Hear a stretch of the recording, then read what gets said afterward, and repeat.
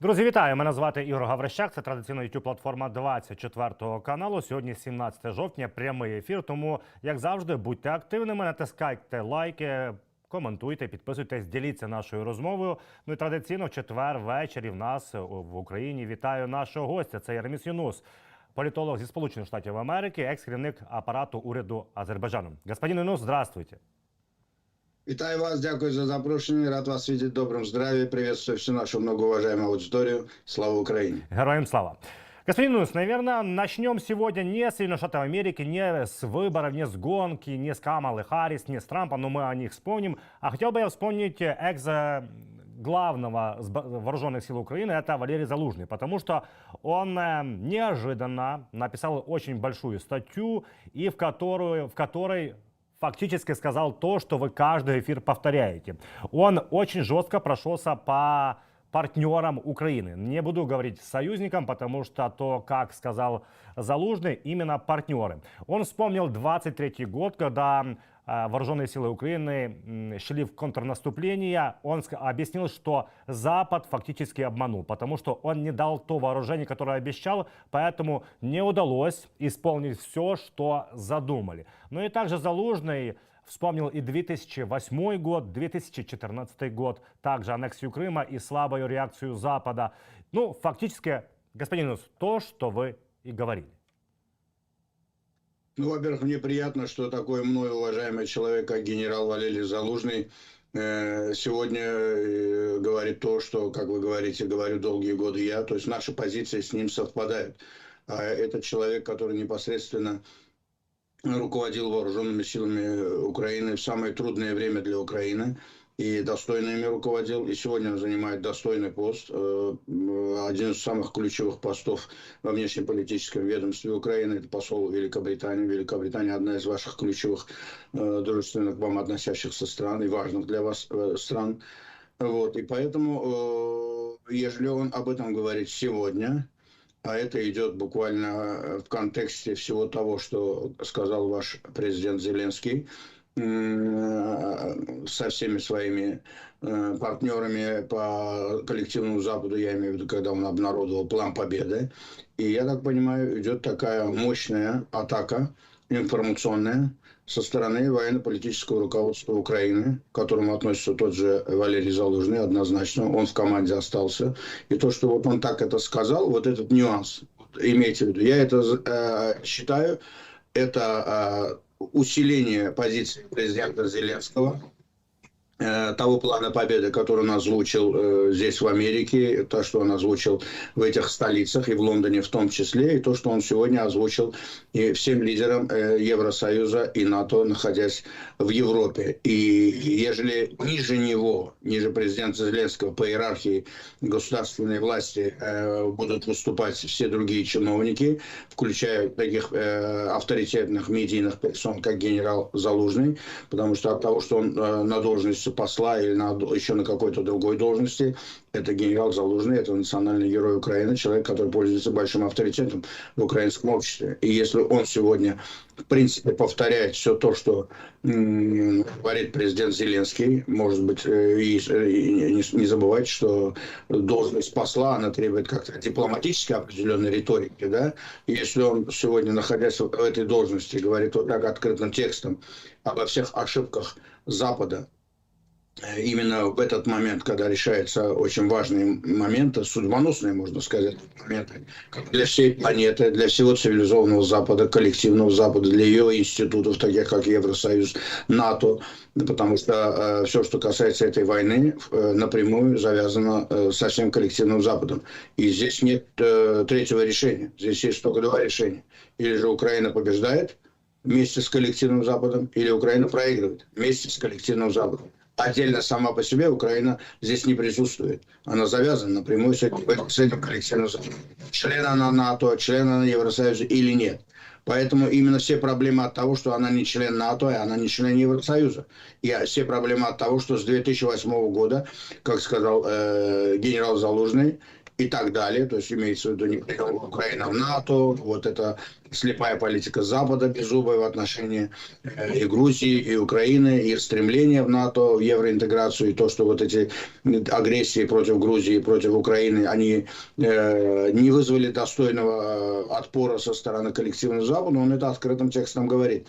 Он об этом говорит и о том, что это произошло и в его бытность главнокомандующим вооруженными силами Украины, точно так же и сегодня он об этом говорит, находясь в Лондоне.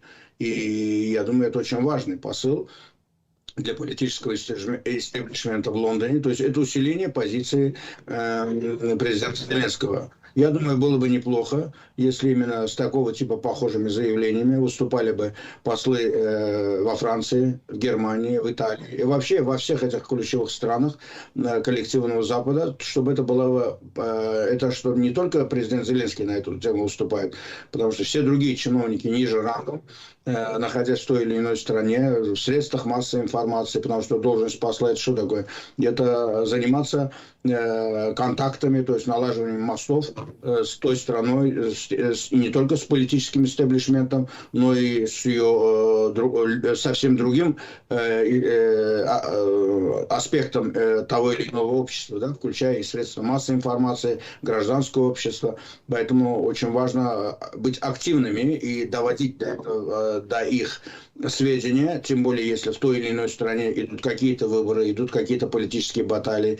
И очень важно не вовлекаться, не быть на стороне власти или оппозиции, постараться сделать так, чтобы именно с центристских позиций выступать. Вот так, как, вот, например, вам удалось это сделать, президенту Зеленскому это удалось сделать вот на протяжении последних вот почти 3 лет этой войны, включая Соединенные Штаты Америки, как бы не хотели, даже вот сейчас, последний его визит, вы видели, как после этого посещения Филадельфии, как вот и та и другая партия хотели это использовать, и даже доходило до того, что говорили, что Трамп из-за этого с ними не встретится. Там Майк Джонсон написал там письмо даже такое против посла Украины. Но все равно, при всем при этом, именно это не удалось. Они вынуждены были с ним встречаться, потому что президент Зеленский принципиально не вовлекался во внутриполитические распри здесь в США. И я думаю, генерал Залужный этого делать не будет. Также не должны это делать ни какие-то другие послы, а наоборот, консолидированно добиваться поддержки всех тех стран, в чьей поддержке Украина сегодня нуждается. И если вы хотите иметь успех, проталкивания в информационном хотя бы дискуссии вот этого плана победы, который уже обнародован. Вот, надо работать на всех этажах, и это должен делать не только президент Зеленский и члены его кабинета, это должны делать все, и все члены Верховной Рады, все политики, все бывшие президенты, все бывшие премьер-министры, все медийные персоны, все журналисты и все люди, которые в той или иной мере пользуются каким-то авторитетом и имеют связи на том же Западе. Именно в этом контексте я и оцениваю выступление президента, посла Залужного Великобритании. Я считаю, что это месседж точно так же всем на Западе, что вот вы думали, что Залужный и президент Зеленский находятся по разную сторону баррикад. Это лишнее подтверждение тому, что генерал Залужный остался в обойме. И потому что в этой ситуации, я так думаю, чем больше украинских авторитетов будет вместе в одном окопе, тем больше будут на Западе прислушиваться, вынуждены даже прислушиваться к этому плану победы, который, может быть, не всем пришелся по душе на Западе. Но однозначно он должна быть демонстрация того, что в Украине он пользуется полностью поддержкой всего украинского общества, вне зависимости от ее политической принадлежности. И генерал Залужный это продемонстрировал. Господин, сегодня, в четверг, также президент Украины Владимир Зеленский рассказал на пресс-конференции после участия в заседании Евросовета, где он представил план победы, еще о нем вспомним. Он рассказал и опять вспомнил о Будапештском меморандуме. Мы с вами тоже о нем не раз вспоминали, гораздо раньше, потому что сейчас якобы казалось уже не актуально о нем вспоминать. Но мне кажется, что Зеленский с другой стороны объяснил вот этот меморандум. Я просто процитирую его и скажу следующее. Он говорит следующее. Кто из этих крупных стран всех ядерных государств пострадал? Все? Нет. Одна. Украина. Кто отдал ядерное оружие? Все? Одна. Украина. Кто сегодня воюет? Украина. И дальше Зеленский рассказывает, что в разговоре с Трампом он я так понимаю, эмоционально, потому что Владимир Зеленский очень эмоциональный человек. Он сказал следующее, что либо в Украине будет ядерное оружие, и тогда это для нас защита, или мы должны иметь какой-то альянс. Кроме НАТО на сегодня мы не знаем действенных альянсов. И говорит Зеленский, что есть только два выхода. Но там уже успели Рёбки и Бильд написать, что якобы Украина изготавливает ядерное оружие. Уже в офисе президента сказали, что это неправда. Мы этого не знаем. Я вспоминаю историю с Израиля, когда спросили в Голдемейр, имеет ли Израиль оружие ядерное. Мы не имеем, но если нужно, мы ударим.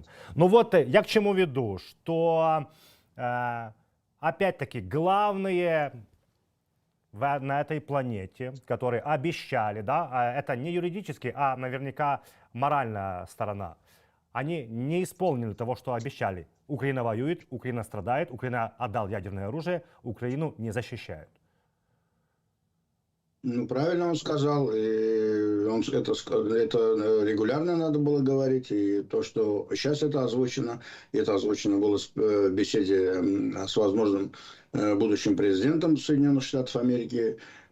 Это очень правильная позиция, и чем жестче будет Украина на эту тему говорить, и чем больше даже примеров, как вы сказали, будет прямо с того же Израиля, и вот вы процитировали Гольду Меир, она же также говорила, невозможно договариваться с теми, кто пришел тебя убивать.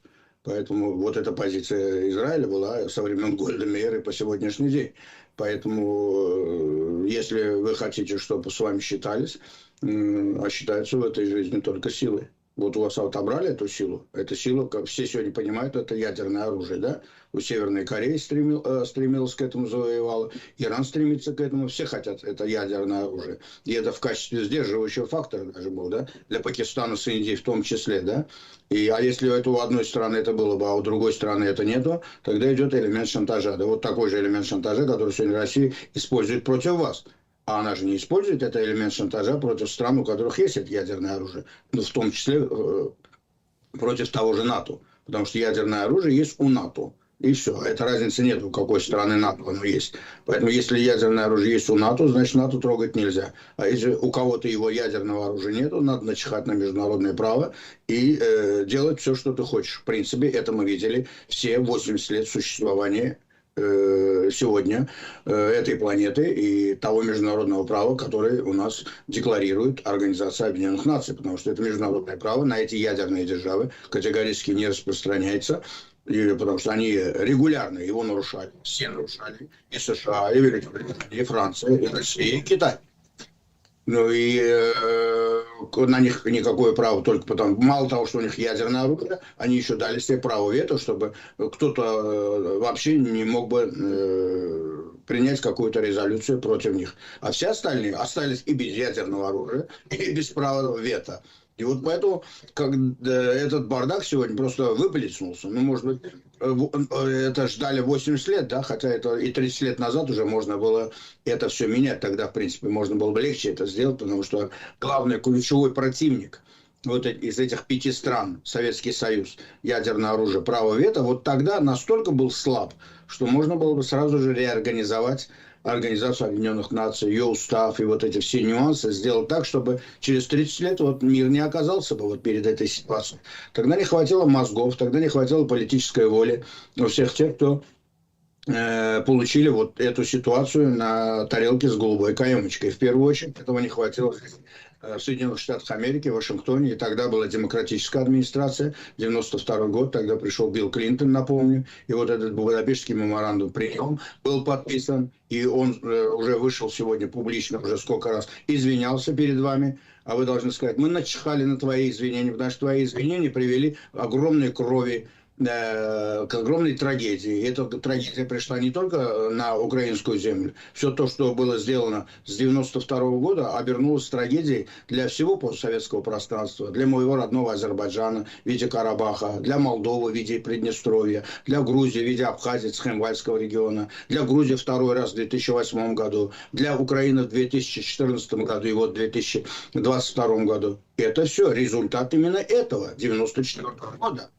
я имею в виду подход, который тогда был декларирован. То есть тогда было ясное дело, что из всех этих стран, единственная страна, которая имела ядерное оружие, я имею в виду европейскую, если сейчас мы берем, да, потому что там Европа, Белоруссия и Казахстан были. Да? Ну, и, как вы сами понимаете, что сегодня государствообразующие нации для Российской империи, для Советского Союза это была Украина и Белоруссия. Да? А Украина стояла особняком. Она по своим возможностям всегда стояла выше той же Белоруссии. Поэтому возможности Украины для России были номер один. И открытым текстом американцы отдали эту территорию в политическом плане, в юридическом плане на откуп Москве, на откуп Ельцину. И это сделал Билл Клинтон, Вашингтон. А дальше больше, да, и все эти 30 лет это продолжалось. Поэтому и генерал Залужный лишний раз сделал экскурс в эту степь. И то, что президент Зеленский сегодня регулярно им напоминает, это надо напоминать, потому что это несет, это не только моральный аспект, да, как вы отметили, да, это на самом деле нравственно-моральный аспект, да, вы предали, вы заставили нас, мы подписали бумагу, а оказалось, это бумага Филькина грамота, вы лишили нас всего. Вы лишили нас всего, отняли у нас оружие, чтобы защищать свой дом. Вы сказали, вот, отдайте свое оружие вашему соседу, ваш сосед будет защищать вас. Еще мы вас будем защищать. А получилось, что вы отдали наше оружие соседу, сосед пришел, захватил половину нашей квартиры, а вы и с этим соседом все эти годы делали деньги за нашей спиной. Как это называется? Это не аморально называется, это только здесь матом можно ругаться в отношении Билла Клинтона и всех тех, которые были тогда родителями такой политики. Да. И да, президент Зеленский аккуратно, дипломатически на эту тему говорит. И он как раз-таки, говоря о том, что Украина, других вариантов нету, что ядерное оружие или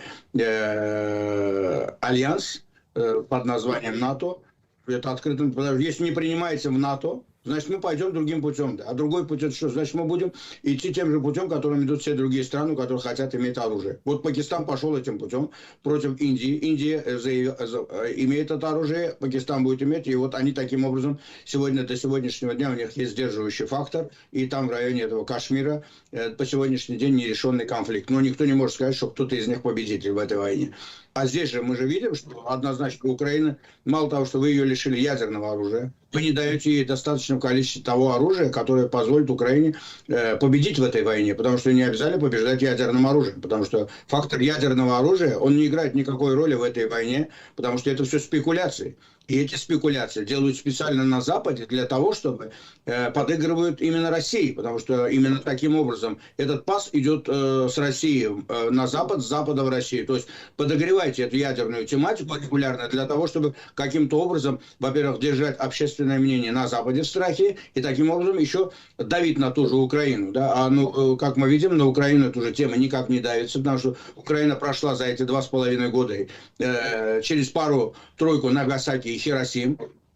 И поэтому она уже, ей терять нечего в этой ситуации. А на Западе все уже дошло понимание для всех, что не будет никакой Третьей мировой войны, потому что эта Третья мировая война не нужна ни США, ни России, ни Китаю, ни Индии, ни кому-то другому. Да поэтому этой войны не будет. А эти спекуляции для того и делают, чтобы они вот так регулярно будут спекулировать и держать всех остальных в страхе. И те, которые не хотят участвовать в этих играх, они или обзаводятся этими оружиями, или они делают что-то другое, находят какие-то альянсы, которые их защищают. Вот, например, мой родной Азербайджан нашел такой альянс.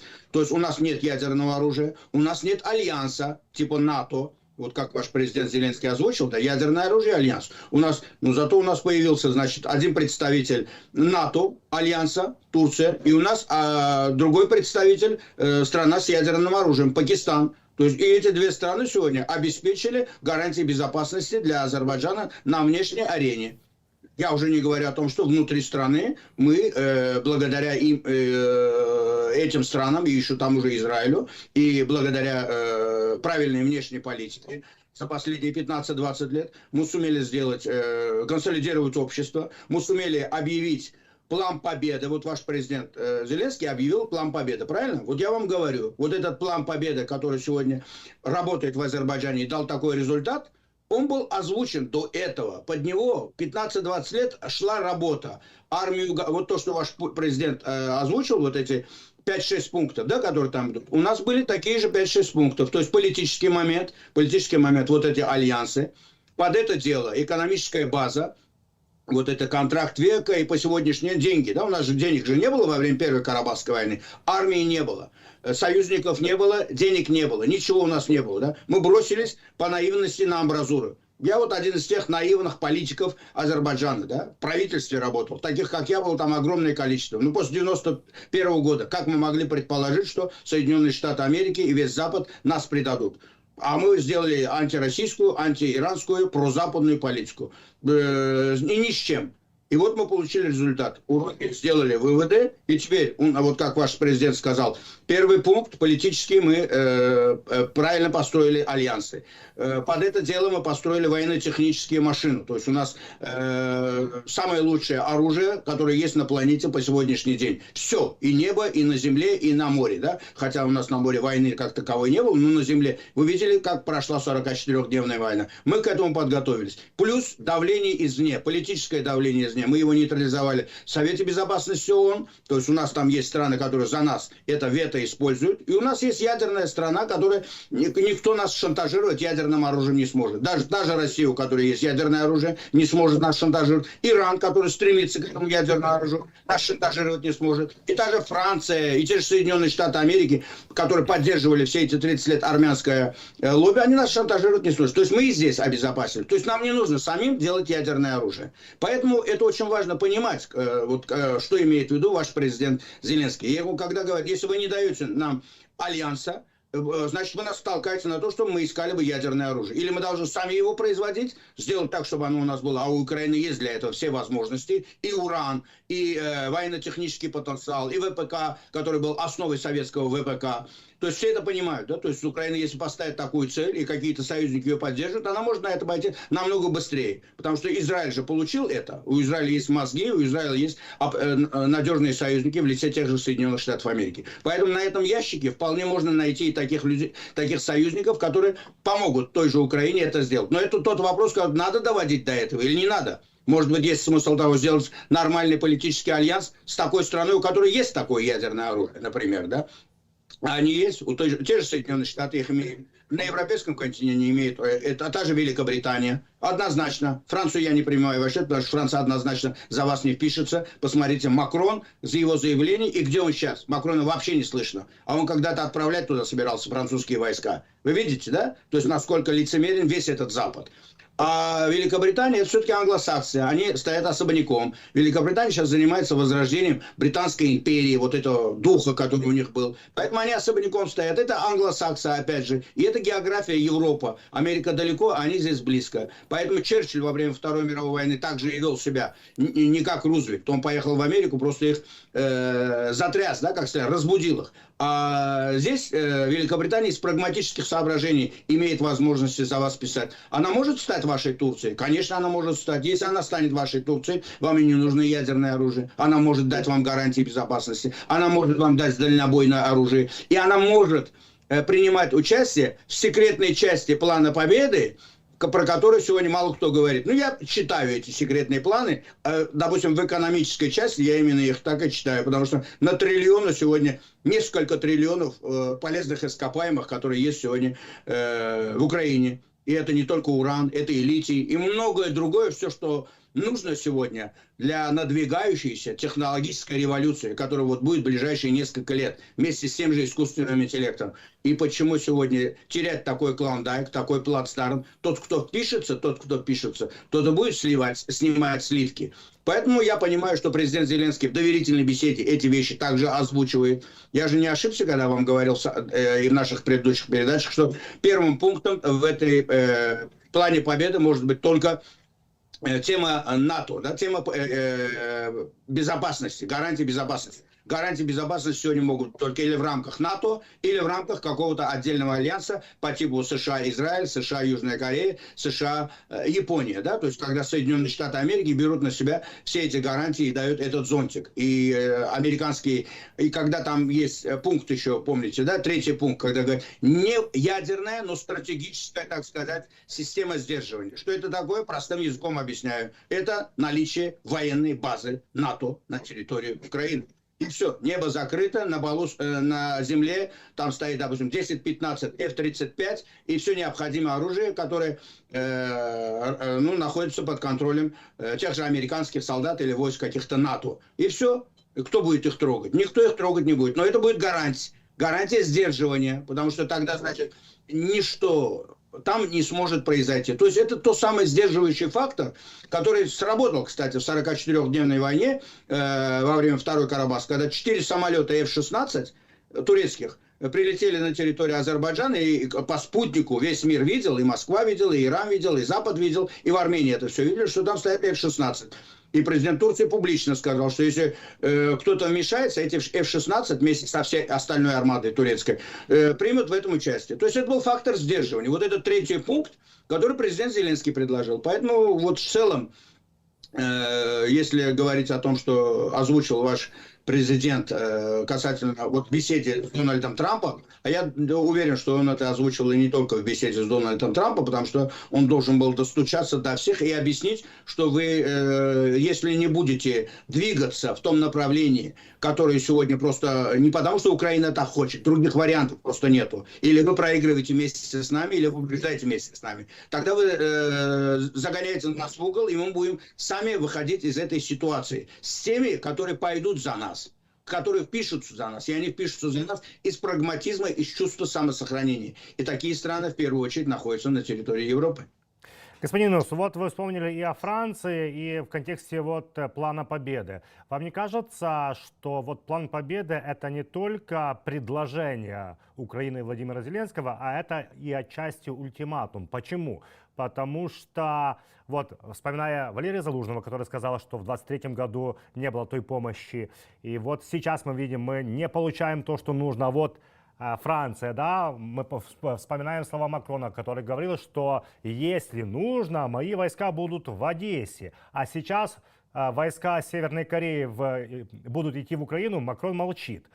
Также вспомним министра обороны Ле Корню, который сказал, ну, мы хотели помочь Украине на 3 миллиарда, но поможем немножко меньше, потому что нет денег. И здесь я вспоминаю Парижскую Олимпиаду, где вот миллиарды были брошены на проведение. И еще тогда Макрон с Си Цзиньпинем говорили, а может прекращение огня, когда мы здесь игры проводим. Также я вспоминаю Чехию, инициатива Петр Павел, который говорит, что вот есть снаряды, мы будем покупать для Украины снаряды. Я смотрю на цифры, помощь Чехии за 2,5 года полномасштабного вторжения 1,6 миллиарда, а вот газа и нефти они купили в России на 7 миллиардов. Я понимаю, что это интересы каждой страны. Я понимаю, что каждый думает за себя, но вот именно ультиматум. Вам не кажется, что вот этим Зеленским хочет показать, что вы одно говорите, а другое есть? Давайте четко, чтобы потом я имел с кого спросить.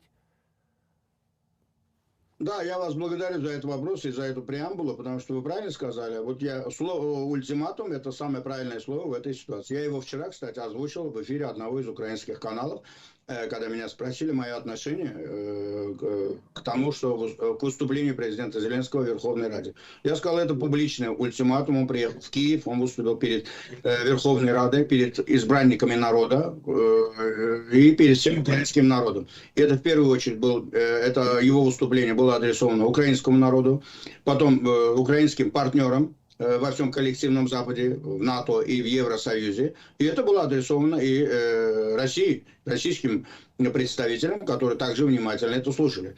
То есть он открытым текстом сказал, вот это план победы, который называется ультиматумом. То есть это ультиматум и для Запада, это ультиматум и для России. В том плане, что мы сдаваться не собираемся.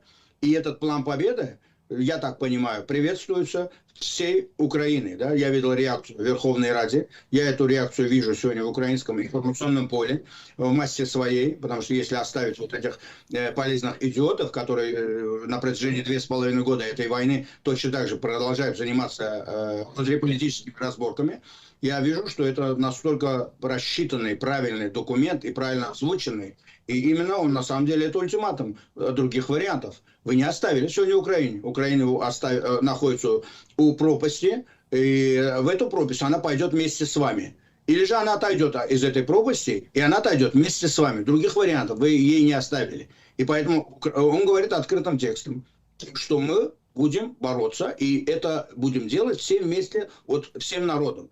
И очень важно это показать. И вот то, что генерал Залужный поддержал это, и то, что я не сомневаюсь, что украинский истеблишмент в массе своей точно так же пойдет в атаку, это и есть ультиматум. И с этим ультиматумом будут читаться и Вашингтон Пост, и Нью-Йорк Таймс, и Bloomberg, и Politico, и Financial Times. Вот это все проплаченные желтая пресса западная, которая на протяжении вот этих 2,5 лет, а если берем отчет с 2014 года, а если берем с 2008 года, а если берем 30 лет тому назад, потому что это моя работа, я все эти 30 лет их отслеживаю, я вижу, как они работают. Это системная работа на очернение позиции Украины, на очернение ситуации. Это, допустим, сегодня Украина, до этого Грузии, до этого Азербайджана. То есть если это, этот нарратив, допустим, повестка дня Украины не идет в разнобой с нарративом, с повесткой дня правящих элит на Западе и в Соединенных Штатах Америки и в ключевых странах Европы, значит, нужно делать информационную атаку, создавать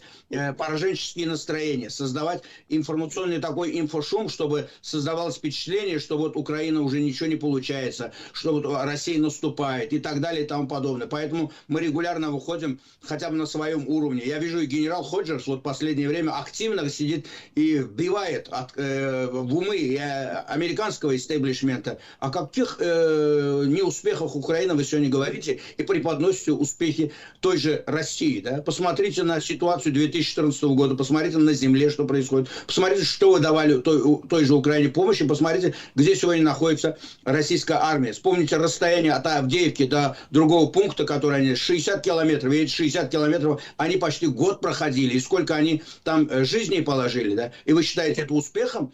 Этим успехом России, и вы считаете это не успехом Украины, который вы даете через час по чайной ложке, то есть это он все говорит, и он уверенно говорит, вот точно так же, как я, в плане того, что он достаточно оптимистически относится вот к нынешней ситуации, в первую очередь, с точки зрения, вот подчеркиваю, с точки зрения консолидации украинского военно-политического руководства. Это очень важно. И если к этой консолидации присоединится все украинское общество, с этим будут считаться и в Вашингтоне, и в Париже, и в Лондоне, и в Берлине, и в Риме. Ну и в других ключевых странах. Поэтому сегодня вот именно эта тактика, которую избрал ваш президент и его команда, она дает определенные плоды. В принципе, она дает эти результаты за эти 2,5 года. Да? Мы же помним, как они готовятся к Блицкригу, и мы видим, что сегодня они делают. То есть вы их заставили точно так же. Да?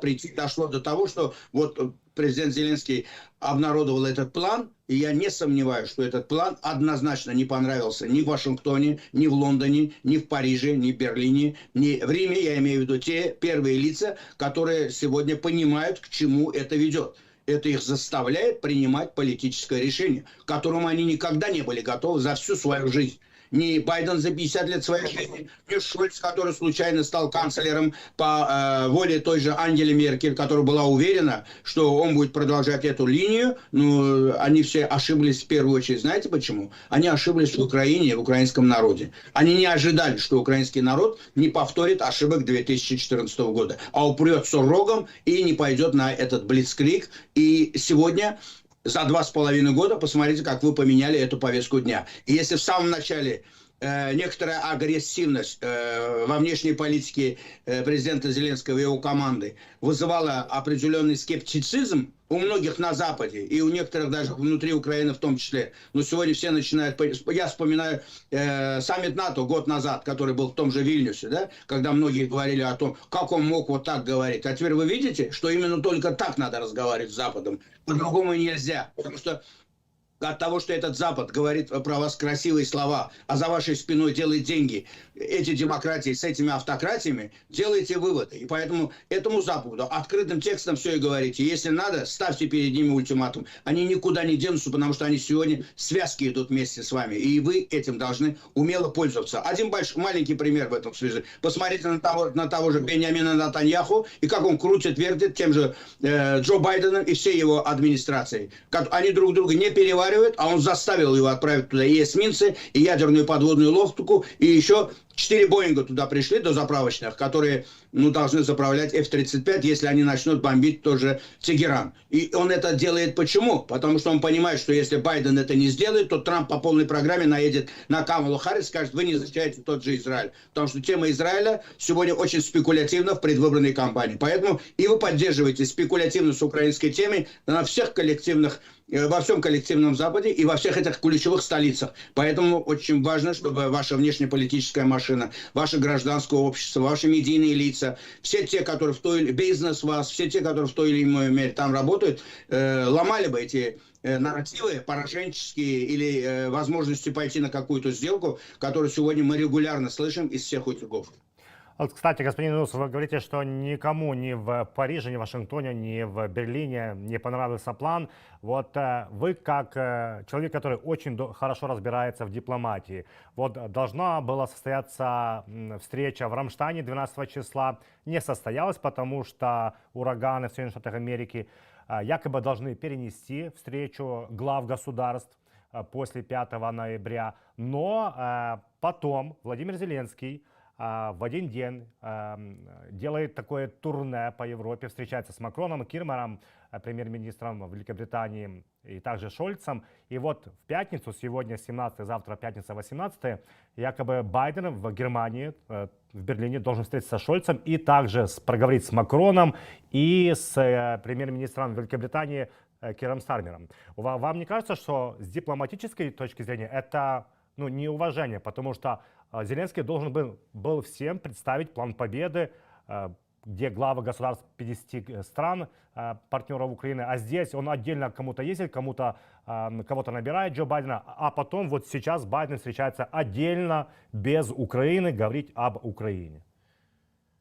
Нет, это не так. Это категорически не так, потому что он был здесь, и вы видели, что он, наоборот, сделал так, что все с ним встречались, потому что, в первую очередь, и Трамп, и Камала Харрис, да, потому что именно они борются за кресло президента, и значимость президента Зеленского в Соединенных Штатах Америки, она была открытым текстом видна, да, повестка дня была он и Украина, и это война. И когда он проехался по столицам, и, знаете, я вам так скажу, это как раз-таки, я не думаю, что они его приглашали. Я думаю, это его решение, он сам решает, куда лететь и с кем как говорить. И я не думаю, что кто-то из политических лидеров сегодня коллективного Запада может ему отказать во встрече. Потому что, понимая его уже психотипаж, так сказать, да, харизму этого человека и в какой ситуации он сегодня находится, и в какой связке вот, он находится с тем или иным политическим лидером, они понимают, что с ним ссориться нельзя. Потому что на карту поставлены и их политическая судьба в том числе. Вот он, видите, сохраняет, я так понимаю, джентльменское соглашение между Трампом и Камалой Харрис, я так понимаю, Байденом, и ничего не озвучивает, ничего не говорят. Потому что он не вовлекается. А если он мог бы сказать что-то, он же мог бы сказать. Но он это может сказать и после выборов. Вполне серьезно, если что-то пойдет не так, или кто-то из них джентльменское соглашение выполнять не будет. Поэтому, если он сегодня сохраняет еще внешнее приличие, хотя он иногда, вы же видите, наезжает, да, и этот вот план победы, это дипломатический ультиматум, так сказать. Там же нет никаких оскорбительных каких-то моментов. Это позиция, жесткая позиция, которую, кстати, тот же премьер-министр Венгрии, помните, он так ее и назвал, да? То есть это жесткая позиция такая, которая приведет к эскалации. Мало ли что это об этом говорит премьер-министр Венгрии. Он может так говорить, это его личное дело, потому что на его территории его страны войны нету, и он предлагает Украине пойти на сделку за счет потери своих собственных территорий. Посмотрел бы я на него, если это происходило бы на территории Венгрии, если в Венгрии такое же предлагали бы, и посмотрел бы на его поведение в этой ситуации. Он повторял бы все то же самое, что наверняка говорит по сегодняшний день президент Зеленский. Поэтому здесь надо понимать, что такого типа риторика, она просто востребована. Других вариантов просто сегодня нет, и она работает. Она работает, и я не думаю, что эта риторика будет в ближайшее время изменена, иначе это то же самое, что моргнуть и показать сомнение, да. Тогда, как вы давеча правильно отметили, да, прошлись вот и по французскому президенту, и про чешского президента, который пришел на лозунгах Украины, и так вот они спекулировали, да, на вашей тематике, пришли, а теперь посмотрите, какие песни поет, да. Тот же Павел. Однозначно, стыд и позор, да, за этого человека. Генерал вроде бы, да, бравый генерал. Он же не должен такие вещи говорить. Лишний раз делайте выводы, да, снимайте розовые очки и понимайте, что все они будут спекулировать ровно столько, сколько им выгодно. Так и вы делаете это ровно столько, насколько вам это выгодно. И они должны понимать, что в этой ситуации они больше зависят от вас.